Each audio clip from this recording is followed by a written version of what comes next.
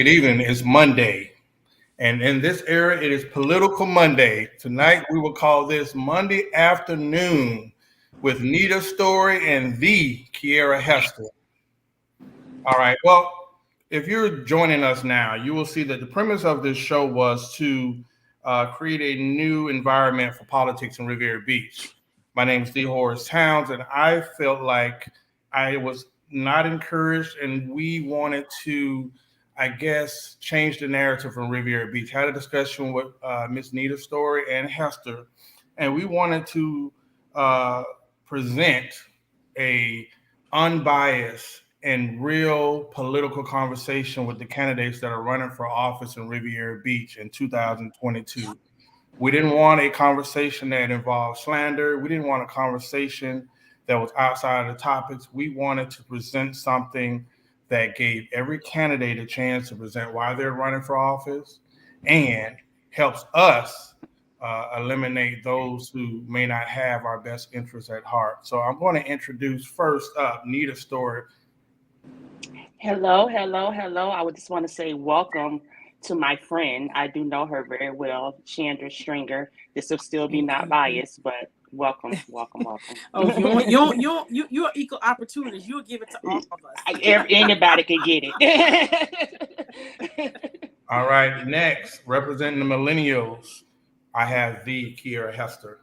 Hi, I'm Kiera. Welcome. I'm looking forward to tonight. And vote. That's the only advice I can give everybody watching. Vote March 8th. Vote. That's it. All right. Usually we go in a rotation where we're going to ask the candidates that's running for office questions, and usually I would give you I'll give you a chance to introduce yourself before we start our first question, Ms. Stringer. I was trying to share on my page. Hold on 1 second. Okay. I guess I'm okay. Well, good evening, everyone. I am Shandra Stringer. I am one of the mayor candidates for the city of Riviera Beach for 2022. For those that don't know me, I am a business owner. I have a company called Grassroots Consulting. We've been a registered business for the past 15 years, doing business for over 20 plus years.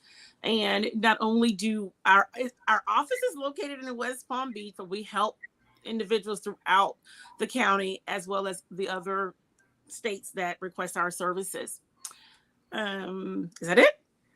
It can be all that you want. Okay. So tonight, and my disclaimer is, I'm not familiar with Ms. Stringer, but I am a friend of Mayor Felder. So that is my disclaimer. I'm going to give Nita the first question. Okay, I'm going to start off how I always start off, but I'm also going to combine it with a citizen's question because I was inundated with questions again. So, candidate Stringer. Hold on, let me catch my breath. Tell me why you would be the best person for this job. And then for the residents' questions, in your experiences, what makes you the best candidate for Riviera Beach Mayor, and what have you previously done to make the lives better of Riviera Beach residents? Ooh, hi, name. That's a lot. I'm being excited. I gotta get it in. One of the things I think I want to make sure that those that don't know that they read what the job description of the mayor is. All right. And so if you look at what that job description is, what I've done for the past 20 plus years is just that. I have worked with citizens on the bare basics of things of helping citizens assess programs to repair their homes, helping single moms to get resources for their utility bill being paid, or even raising money for business owners to have their rent paid because they didn't have insurance or they had a high deductible, making sure that businesses have access to capital, making sure that students that have fallen behind in their grades had tutoring services. And do you remember 2003, 2004, every Saturday morning I would get up before dawn, come to Riviera Beach, up and down what is now President Barack Obama, picking up 13, 14, 15 kids in a van, coming back, tutoring them for 4 hours, and then taking them back home. And so my life work for the past 20 plus years have been doing just what the mayor role is. And that's to be a voice for the citizens with leadership of the city, and then being a voice and a conduit to galvanize resources for not only citizens, but businesses. And understanding that we all have a role to play in the progress and success that we want for our families, our community, and our city. Okay, okay. Well, my question would be, all of that is very honorable and very hands-on. Mm-hmm.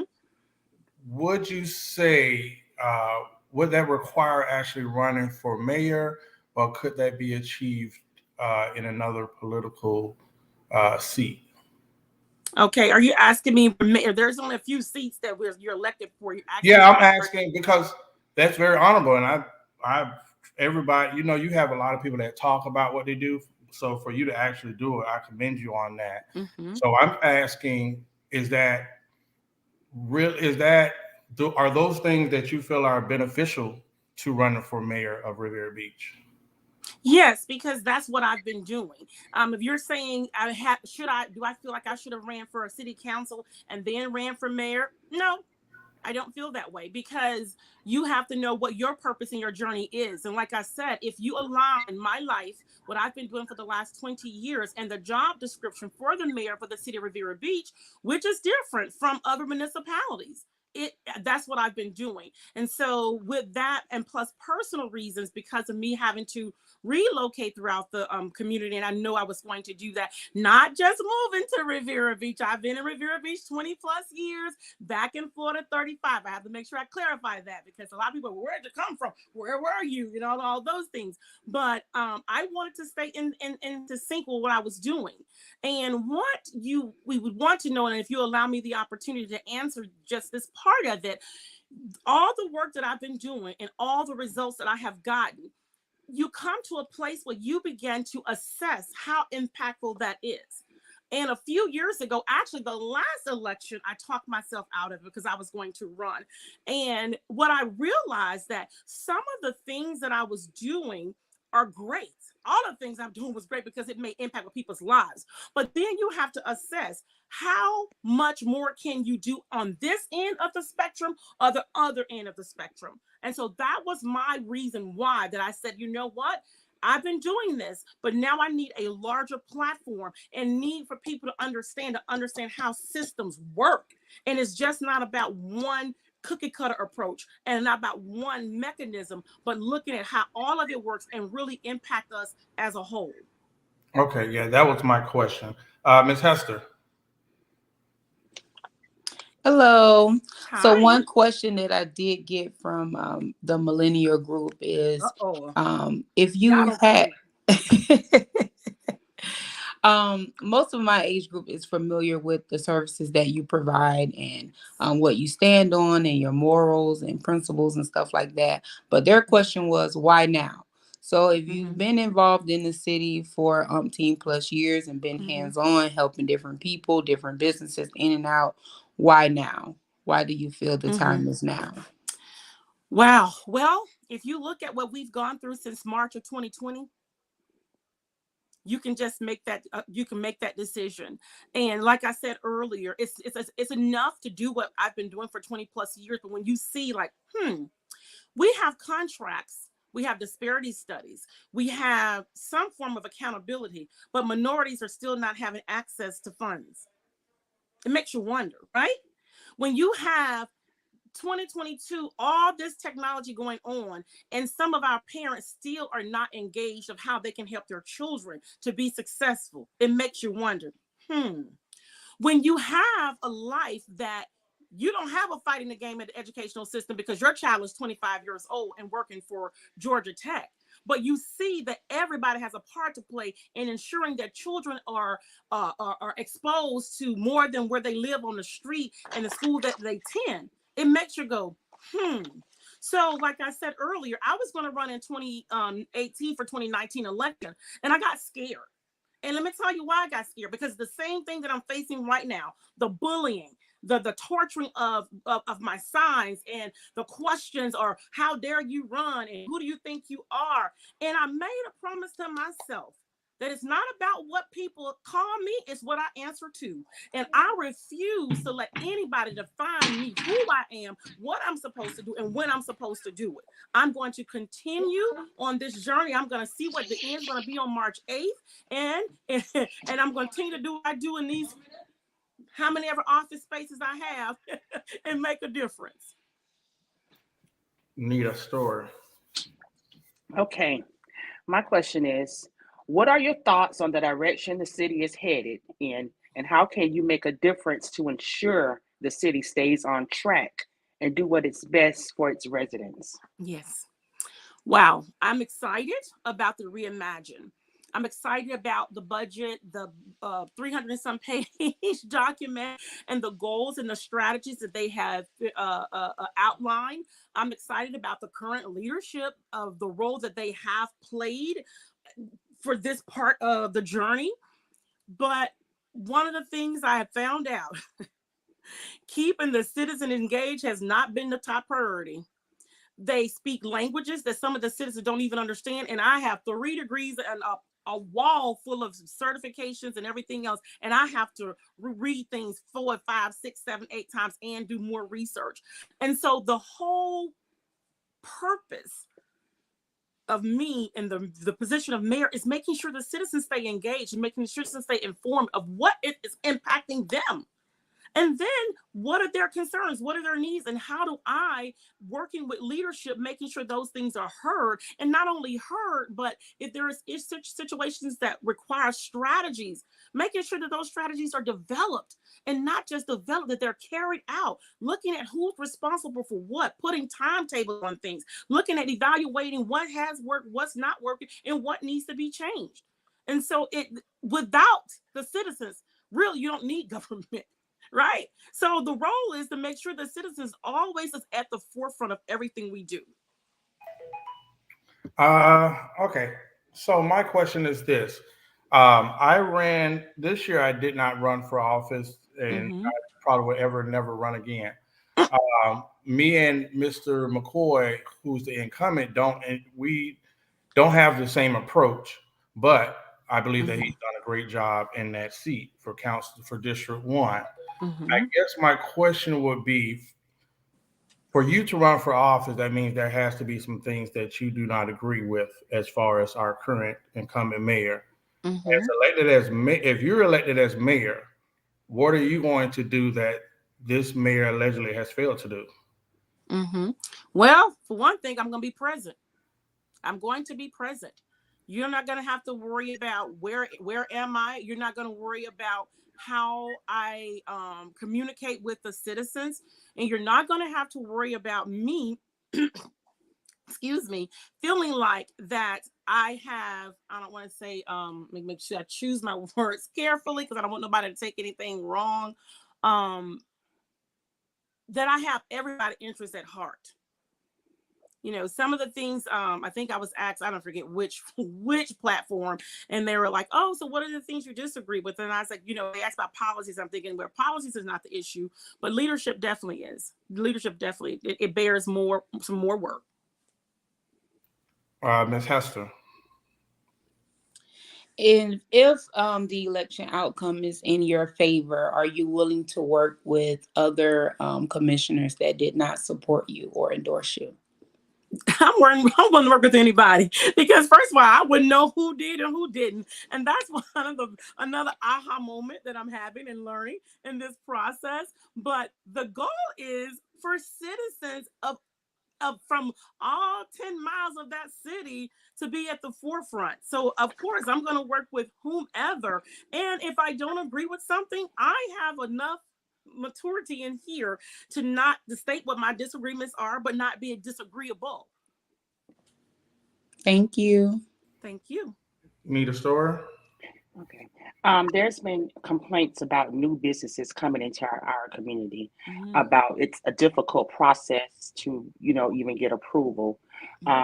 We've had lawsuits, and we probably will have more about this issue. If you are elected mayor, how would you promote Riviera Beach being a good place for small businesses to come into, and how would you help make it easier for them to come into the city? Okay, thank you. Well, I will say this. Be probably I want to say in December. I talked about working on the front end and then realizing there was more work to do on the back end, right? And so for me, because, hey, I'm working to pay bills, I'm working to help people, I'm raising money to do all these things. And so I realized that some of the things that I probably should be aware of when we have these kind of dialogues, I should probably meet with the department heads and figure out all of the different integral parts. Well, unfortunately, that did not happen. And so for me, I am very careful not to say anything that I'm not a certain of, or B, I don't have all the facts. And so the first 100 days of me being elected would be meeting with the department heads, specifically the business department, to find out what processes are in place, and knowing what I know about helping people to start businesses and everything else, seeing if there is there any areas of improvement, or if there are some things that were just implemented, find out how are they working, and then going to those businesses, which I didn't get that information either through a public request, to make sure that those businesses that are in the city, what are some of their concerns and how has that process worked for them. So it's really about assessment, drawing down what you got, evaluating those assessments, and then making an informed decision. And I definitely planned on doing that my first 100 days in office. Oh, it's on me, right? Yes, it is, sir. Okay. This may be a redundant question from the public. Okay, so during the past 3 years, have you ever met or discussed ideas or discontent with the mayor that you're running to replace? I did early on in the election, early on after he was elected. I did. Okay, that's my question. Ms. Hester. So there has been a lot of backlash that there are not enough activities or social things for the millennials to do in the city of Riviera Beach. Do you have any plans, or if elected, what do you plan to do to bridge that gap between the millennial age group and the city social life, I should say? You're right. Yeah, I have a 25-year, and she made sure she knew I'm not coming back to Palm Beach. She's in Atlanta.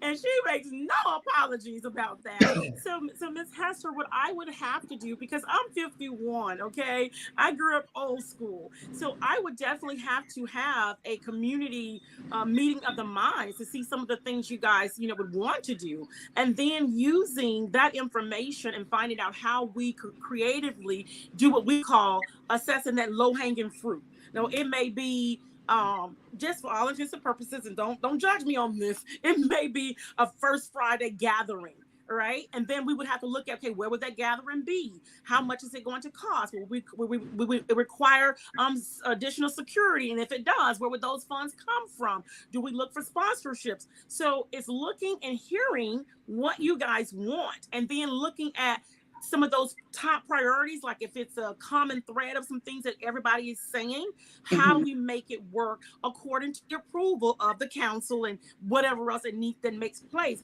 but making sure the resources are there. Everything works on money.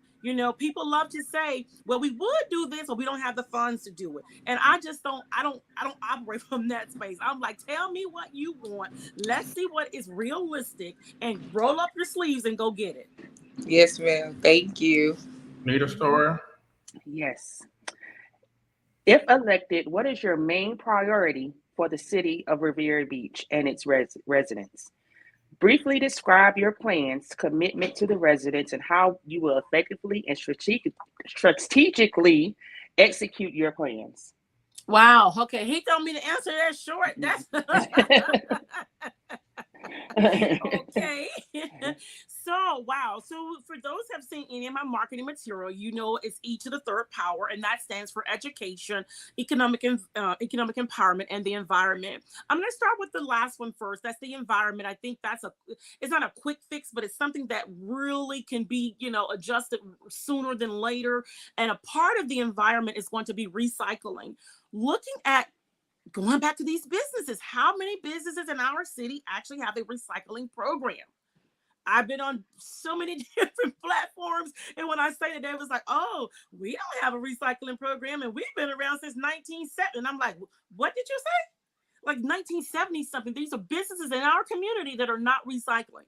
And so definitely championing that. I love the idea, for those that don't know me, I'm a little competitive. I love the idea of creating a community initiative where people will make, carrying reusable bags and making sure they have their recycled bins and those kinds of things available. And you can do like catch me doing this right or catch me doing something like that. So that's one of the things. Because I think when you ask people to do something they're not used to doing, sometimes you get a little pushback.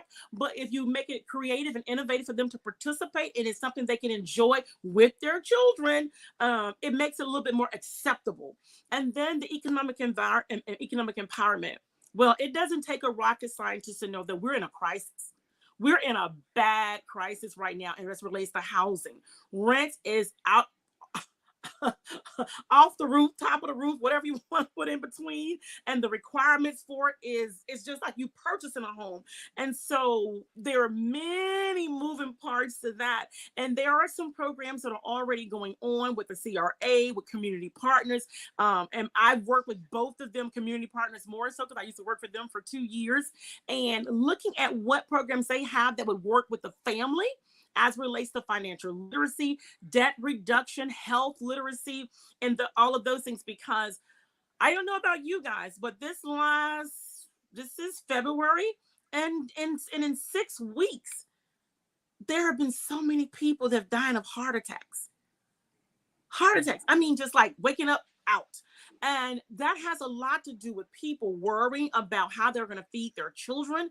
Are they going to stay employed? How they're going to pay rent? Where they're moving to? And so economics and education really marry each other. And so looking at how do you increase a person's income if they don't want to start a business? Everybody's not designed to run a business. How do you help them and talk candidly without judging them about reducing their debt so they can create asset for their family? And all of those things play a part. And then looking at small businesses, what people say is small, the SBA defines small as $5 million or under. So yeah, yes, they do. So looking at those local businesses, we have a job crisis. And when I say job crisis, not job lack, but job fulfillment. Places are having to close early because they don't have enough team members to service service their customers. And so looking at when people are working, what is their motivation for working? Is it that they know they're not going to make enough money and they're just giving up? Because everybody's not on unemployment. So there is a lot of more deep diving we need to do around that. And then for those businesses that are registered and those kinds of things, looking at making sure that they have everything that they need. The pandemic proved that when they're still available, when the SBA was giving out money, many people could not access them because they were not registered before the date that they require. If they were registered, they were not filing taxes. For the local CARES dollars, when the county had up to $25,000 grant, they couldn't access it because they didn't have a business tax receipt. So not looking for businesses to have a pass to have access to capital, but making sure that they're equipped so they can have access to capital. Because what I do every Sunday evening, I sit aside 1 to 2 hours and look up all the different grants that are available to the minority community for profit. And if I qualify, I'm applying for them.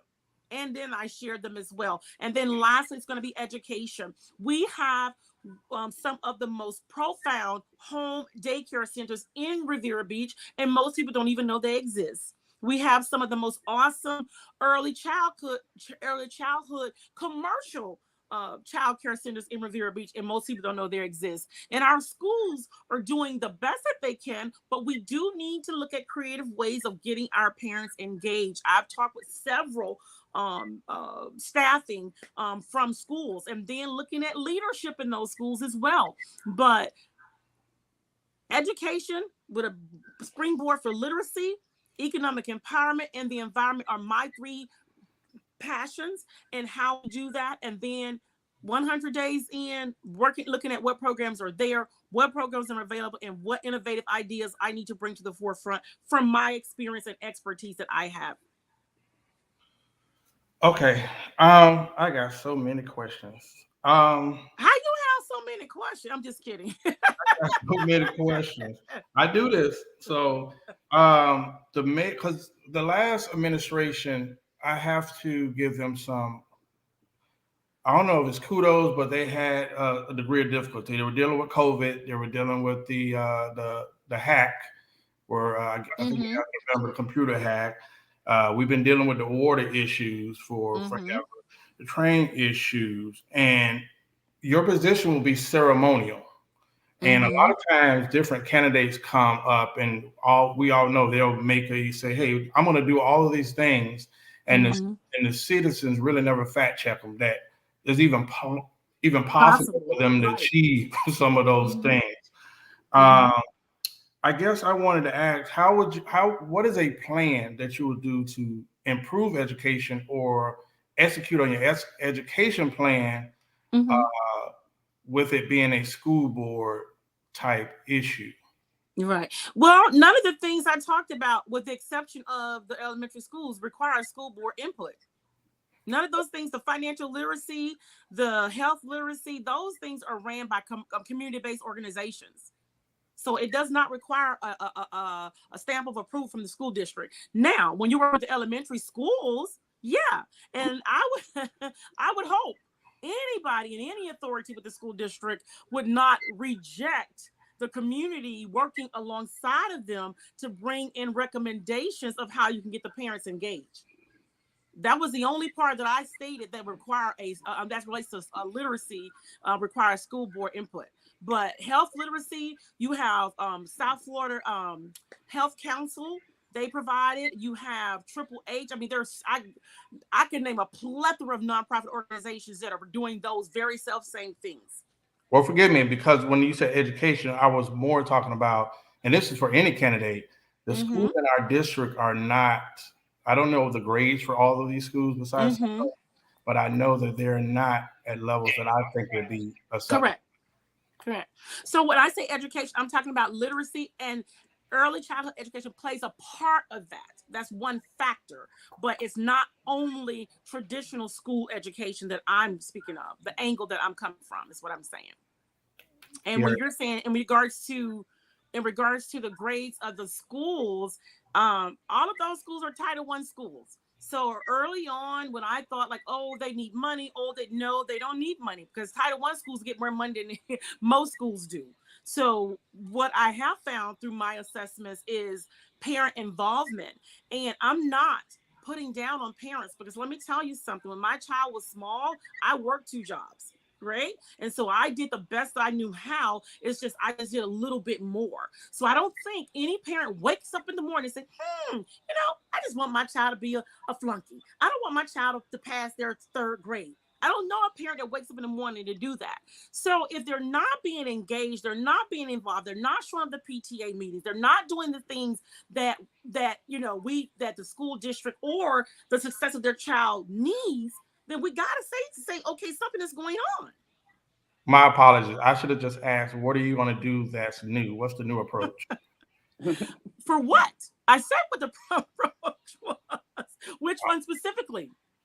The schools in our district, besides Suncoast, our school ratings are horrible. So Mm-hmm. I got misconfused because I seen on the sign we spoke about education. So I thought Right.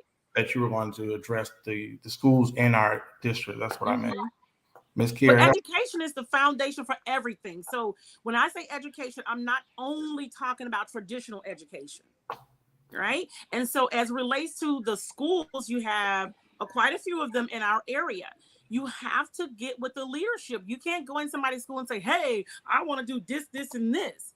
So it's about meeting with the schools to find out what have they done already to get parents engaged.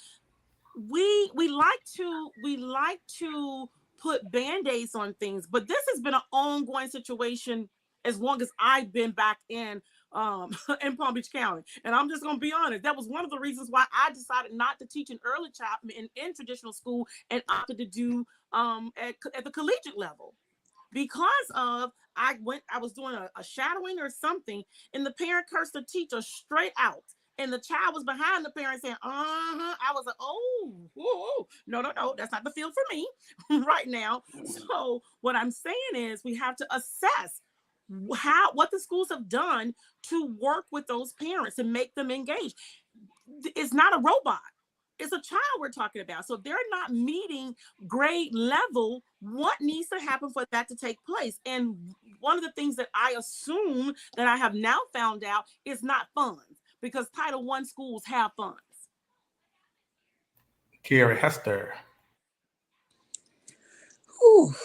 How do I come behind that? Well, one correction: Inlet Grove is an A-rated school. Got to give shout out to my high school.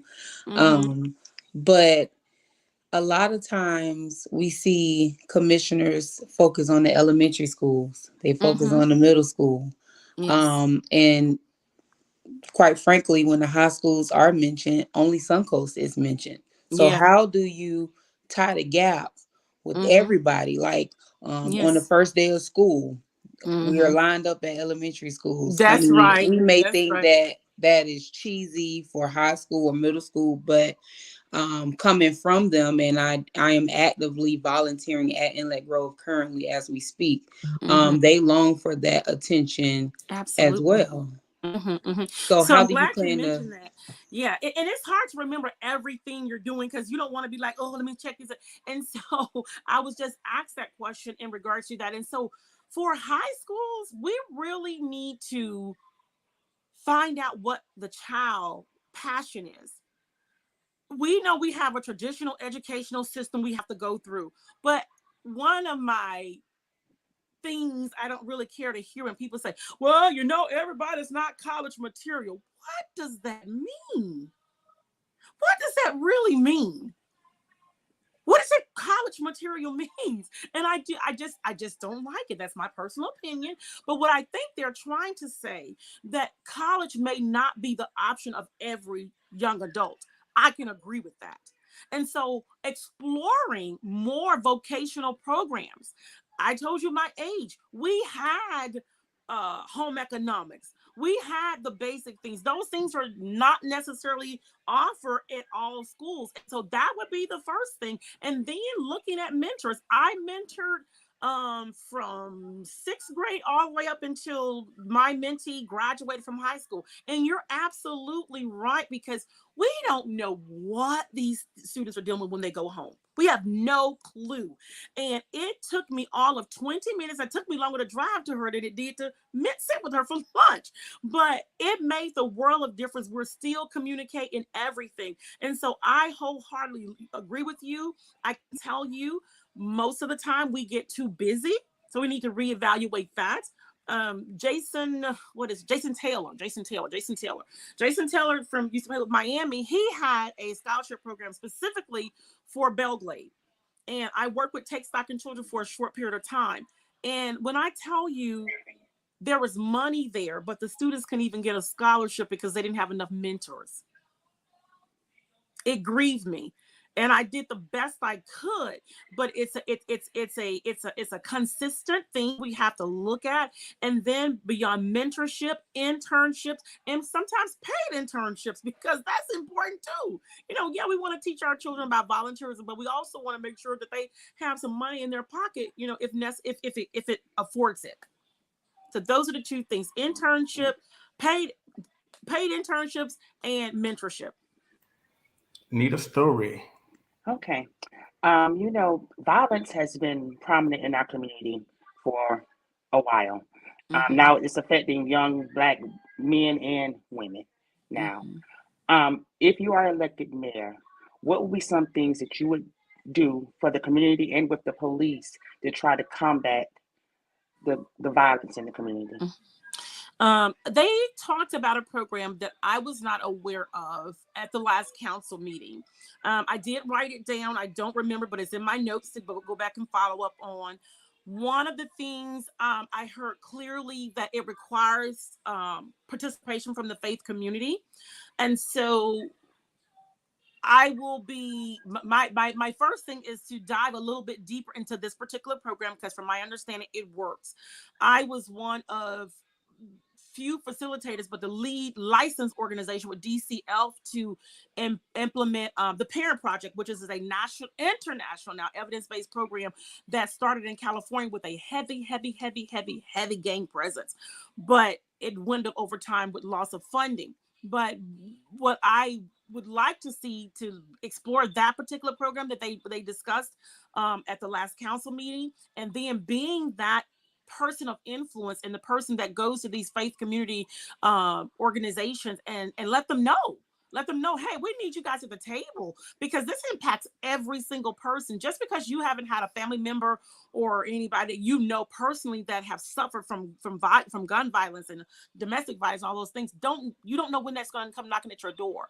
And so really having an earnest conversation with leadership in the faith community, because that was what I heard, and I want to make sure that's correct, that we need their participation to make this particular program effective. And so that's the first thing that I would champion. Hi, Miss Stringer. Mm-hmm. As a mayoral candidate, the CRA comes up in a lot of conversations. So my next conversations are going to be CRA based. With many of the homes outside of the CRA, they don't get the same benefits. Correct. What is a plan, or how are you going to address the homes that are outside of the district that need it? Do you have a plan for that? I don't necessarily have a drawn out plan. Let me say that. I don't have a drawn out plan. When I say a drawn out plan, I don't have timelines and this and this and this, because I would want to have a conversation about expanding the CRA district if it's possible. So that would be the first leg of it. And then if it's not possible, what other creative ways can we do it? I heard that the CRA working with specific council persons can, give special approval. So looking at A, is that true? B, what is the process? And what are the timelines for it? And then from that angle, looking at other resources that we can bring if the CRA hands is really tied and they cannot do anything. What does that look like? I worked with Habitat for Humanity for the 4 years that I ran the Prosperity Center program. After I left there, I was the family service chairperson for quite a few years. And then most recently, before I resigned, I don't remember the timelines, I sat on their board for their Chodo. And so their Chodo is a developer for the houses, and then they would sell them to Habitat for Humanity. But we have to look at these situations and circumstances. And once everything is laid out on the table, this is what we can do, this is what we can't do. But this is what's still needed. So how do we creatively go back and make this work? Last evening, I was reading about the gentleman. He's an NFL player. And at first glance, if you read the article, you're thinking that he helped 200 families to purchase homes, but that wasn't the case. He donated 200, but he partnered with Habitat for Humanity and a couple of other entities and have helped 200 single families to have homes. And so where there's a will, there's a way. So once I know what the CRA is willing to do, can do legally, and can't do, then I have to make a decision of what role do I play to help in making sure that housing is a priority. Kiara Hester? Going back to crime in Riviera Beach, do you support the initiative in inviting in the sheriff's office to come take over? I think everybody want to know that. Miss Hester, I have to tell you, I can't answer that with a yes or a no. And I tell you why, because the same thing I told you that I wanted to do with the department heads, I don't know what's being done. At the last meeting, they talked about, doing the substation right in the community. I love that idea. So without having all the facts of the pros, the cons, the good, the bad, how would that impact those officers that are currently as city employees, if they could transition over to the sheriff. I mean, so there's a lot of moving parts in that, and I'm very careful not to give a hardcore response without having all of that information. That's fair. I just wanted to ask. Yes. Thank you. Mm-hmm. Nita. Okay, it's our time is like winding down. I guess time flies when Yes. you're having fun. I Okay, feel like I'm on trial here. I'm looking back and I go like, wait a minute, I'm good. I'm good. Thank you guys for making it, making it Yeah. good, but a little light. I can breathe a little bit. Okay. What does the city of Riviera Beach and its residents mean to you? Girl.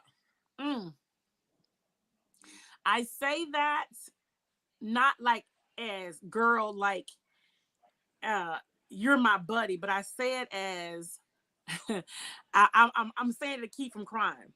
And I'm gonna tell you why. When you grow up in poverty and you see the plight of how systems work against you before you're even born, and you really begin to peek behind those doors and see, wow, this is what life is about. This is what we're fighting against every day. You have two choices to make. You're either going to join the fight or you're going to stand on the sideline and complain.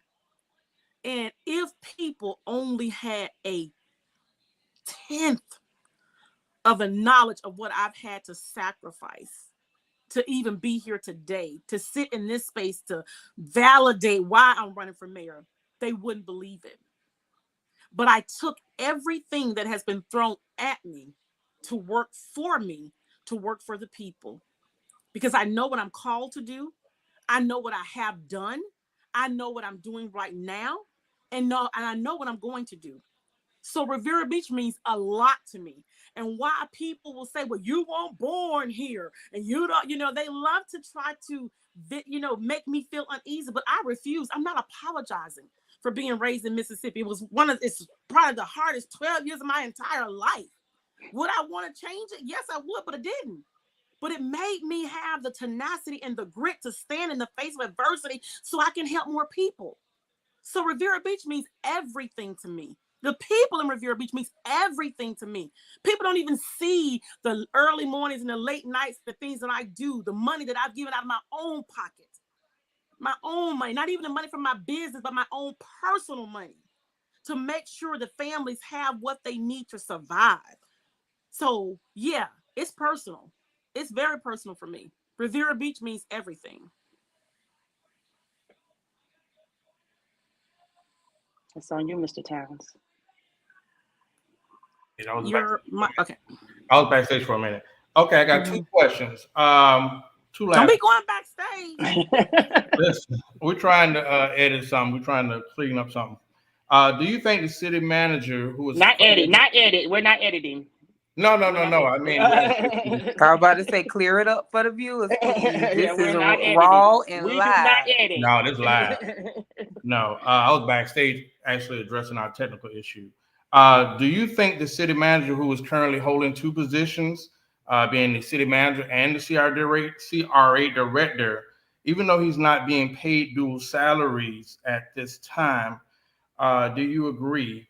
Do you agree that the city manager and that he should be the CRA director and the CRA manager? Well, from what I've researched, that's two full-time positions. And, you have to be so careful because you say one thing, oh, she's against the city manager. So I want to be very clear. I'm not against the city manager. Hello, somebody. I've had encounters with him and I actually, I like him, right? But I am going to say, being a business owner, I had to come to realization, listen, girl, you can't do all this. And I don't even have nowhere near the responsibility that he has. And so I think we really need to revisit that because of where the city is going as a whole and then where the CRA are going. It's totally two different entities that work in collaboration. And so I think we really need to drill down that more to see, hey, what is really realistic? What is reasonable? What is fair? And can he really give a 100% to both positions. That's what I stand on. So I'm not for or against it. I'm a facts person, because we love to talk. And I'm saying, hey, this is the job description for this. This is the job description for that. Can you do both 100%? There's only so many hours in a day, right? Let's be real. And so we got to make sure that we address that and then make an informed decision. Millennial Hester. Y'all still got more? I'm just kidding. Actually, this is my last question.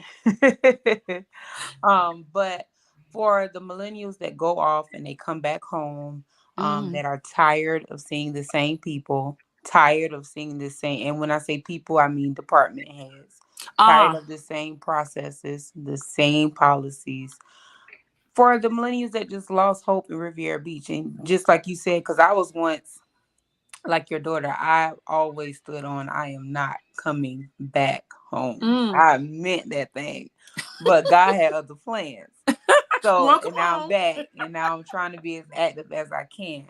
But what do you have to say to the millennials that just like Riviera Beach? Like, how can you help restore that faith back into the city? Right. We have to be the change that we want to see. I took a racial equity course a few years ago, and the facilitators, they were very candid. I mean, they were transparent, and they talked about, how they had got their degrees and all of the accolades, and they moved out of the city. They moved out from where they grew up. But the more that they taught the workshop, they were convicted. They were convicted saying, you know what? How dare we talk about how we need to fix our community and prevent gentrification and all those things, and we not move that ourselves.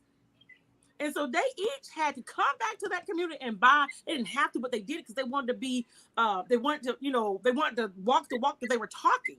And so I would say for those millennials that have moved out, if you want your city to change, you got to come back. You got to come back. And if you don't come back, you got to send money back.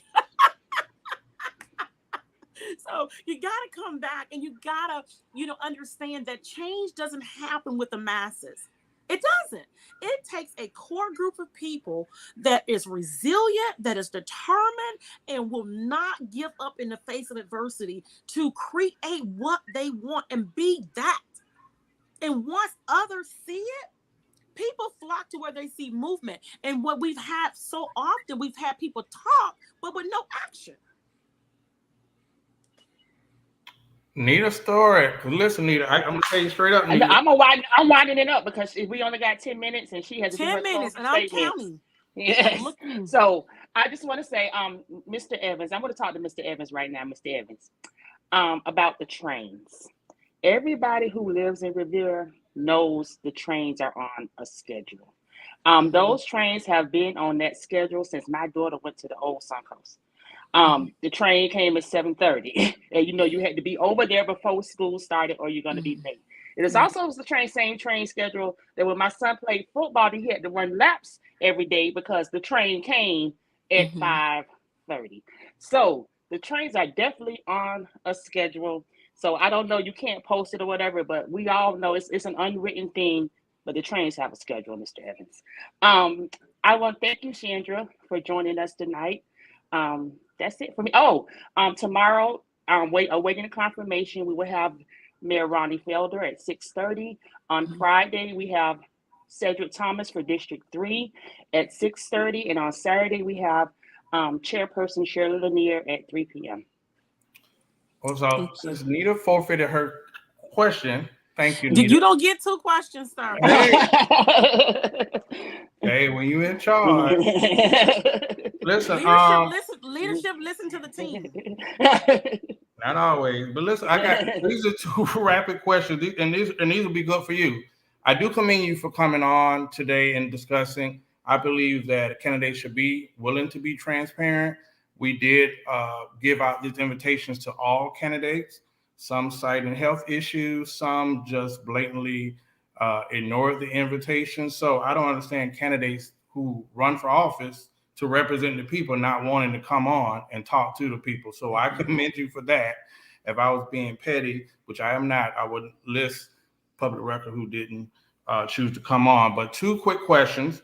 Do you support bringing in the sheriff office to address the violence in Riviera Beach? I I answered asked that. that question, You sir. did? Yes, I sir. did. I mean, you was probably on stage I doing was. something from behind. I was in the back All pocket. right, so now you got 1 question. Okay, so listen, my last question, because I just gave you kudos. And we're all biased. Like Nita's your home girl. I'm friends with the mayor. COVID, health hack, water issues, all of that stuff happened this year. Mm-hmm. To the people that are listening right now, because I haven't cast my vote, why should I give you my vote? This is your closing pitch. Okay. Tell me why I should give you my vote over the incumbent. Well, I think I've articulated my passion. I've lived out everything that I've said. There is nothing I made up. I can't think that fast. And I'm just who I am. And if you and the citizens of Riviera Beach, those that know me and those that don't, would give me a chance, I guarantee you will have no regret. Am I perfect? No, I'm not. Am I the person that will stay and see things to the end? Am I the person that will communicate with you what's going on, what I can do, what I can't do, what I need from you? I am that person. Am I the person that's going to look under every crack to bring resources to our community so that if something needs to happen and the city can't pay for it? I am that person. I'm not making anything up. This is the stuff that I've been doing for the past 20 years. And so if you want to see someone that will work for you, have your best interests at heart, you would want to vote for Shandra Stringer for your next mayor for the city of Riviera Beach. Period, boo. I don't really know how to reply to that. So I don't think I've ever. She put the government name on it. Put some respect on her name, Mr. Town. That's how it's listed on the ballot. Yeah, I feel like that one guy that's at brunch with a bunch of women. I've never heard period Too much come on a estrogen. political segment, but unless you guys have anything else, that will conclude our conversation with Shandra Stringer, who's running for mayor in Riviera Beach. And good luck, Ms. Stringer, on your quest to become mayor in the city of Riviera Beach. Any closing comments from my 2 co-hosts? Everyone, good night. Be safe and see Vote. you tomorrow. All right. 4 letters. Vote. Thank you. All right. Stay backstage as we depart here.